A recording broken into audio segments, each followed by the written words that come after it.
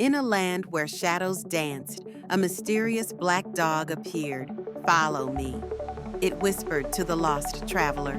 With each step, the traveler felt lighter, as if shedding burdens. The dog led him to a hill where the sun kissed the earth. "Why help me?" the traveler asked. "To show you light exists even in darkness," the dog replied, vanishing into the mist. The traveler, now filled with hope, realized that challenges are but shadows before dawn.